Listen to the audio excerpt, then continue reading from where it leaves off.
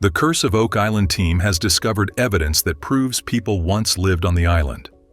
Rick and Marty Lagena, along with their team, have been exploring the swamp, a triangular-shaped area that has consistently provided them with fascinating finds.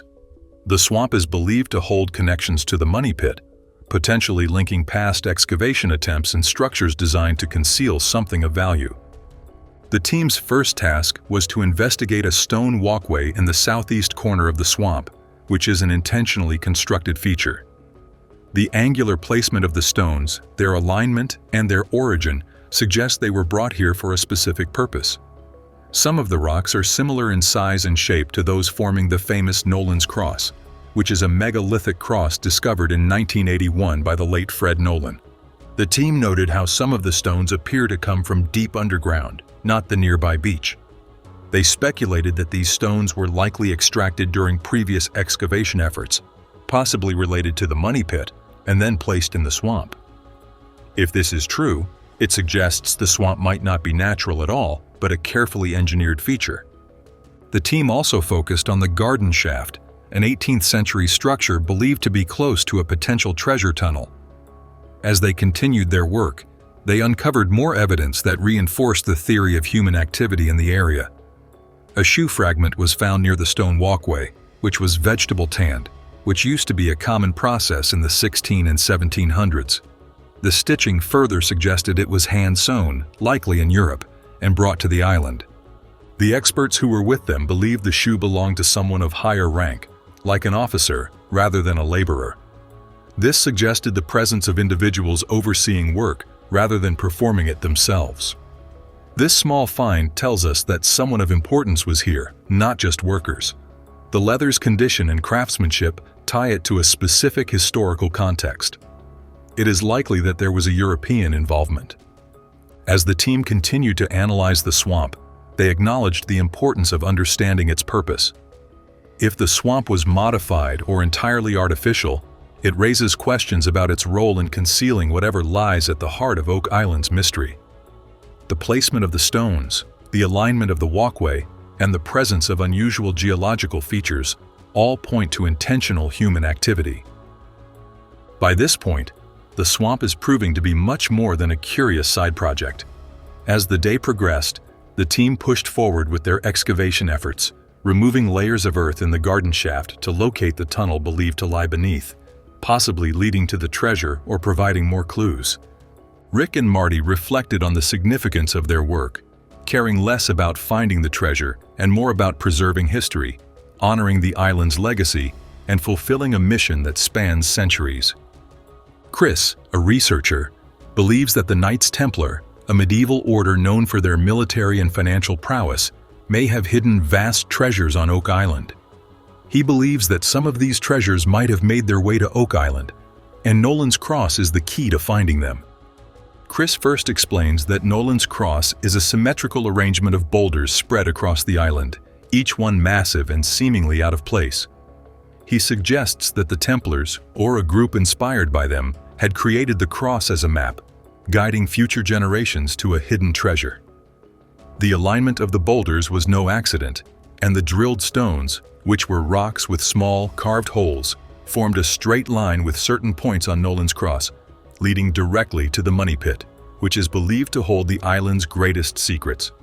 The first drilled stone was discovered by Frederick Blair in the late 18th century, and later, Fred Nolan found 2 more drilled stones during his surveys. Chris analyzed their positions and realized they lined up perfectly with key points on Nolan's Cross, reinforcing the idea that they were part of a larger design. One of the most amusing features of Nolan's Cross was Cone C, which was the starting point for anyone following the Templars' map. From there, the drilled stones acted as navigational markers, leading toward the money pit. The team's curiosity grows with each detail, and Chris points out that these markers were not unique to Oak Island. Similar features had been found at Templar sites across Europe, where natural landmarks and man-made structures were used together to create coded maps.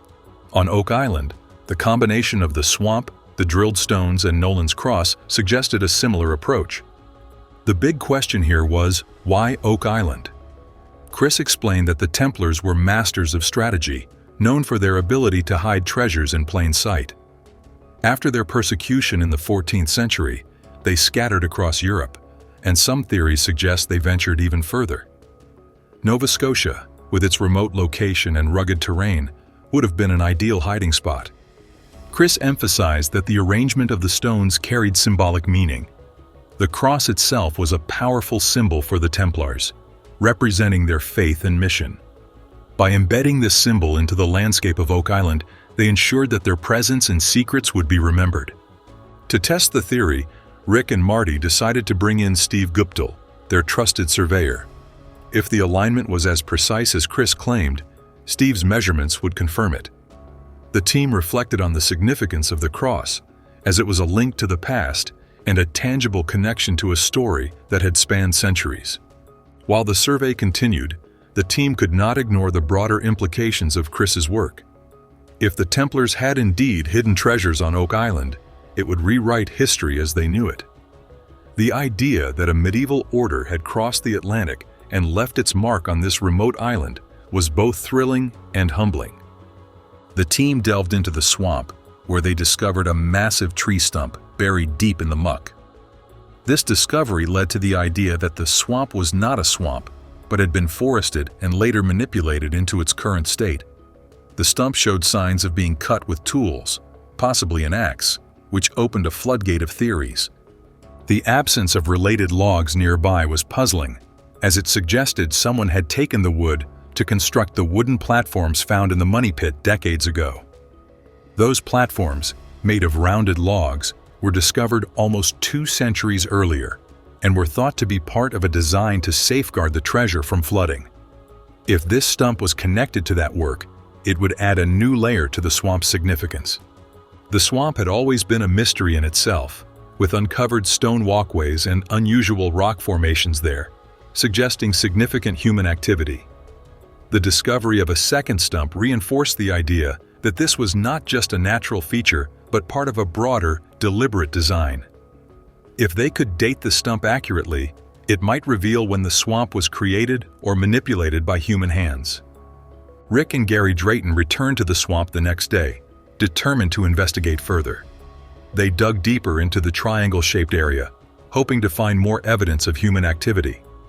Another stump was unearthed, with clean cuts that indicated tool use, but the surrounding logs were missing. This reinforced the theory that the swamp had been forested and later transformed into what it is today, possibly as part of a grander scheme to hide the treasure. One theory is that the swamp was designed to obscure entrances to tunnels or other features connected to the money pit.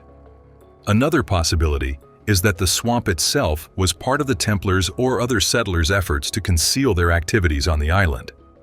The deeper the team dug, the clearer it became that this was not just a natural swamp, it was an intentional feature. After digging to a depth of 95 feet, they encountered a 7-foot-wide tunnel that seemed to lead toward what they called the baby blob. Excitement was building as the team prepared to explore the tunnel further.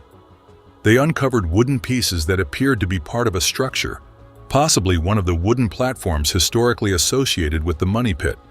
When they used a crowbar to explore beneath the logs, they found what appeared to be a hollow space, suggesting that the tunnel might still be intact and could lead to something significant. The team now plans to extend the shaft and explore the tunnel more thoroughly, knowing they are closer than ever to uncovering the truth about Oak Island. The tree stumps in the swamp are particularly fascinating, as they suggest that the swamp was deliberately flooded or transformed at some point. The presence of round timbers, similar to those found on the wooden platforms, ties this find directly to the original money pit excavations.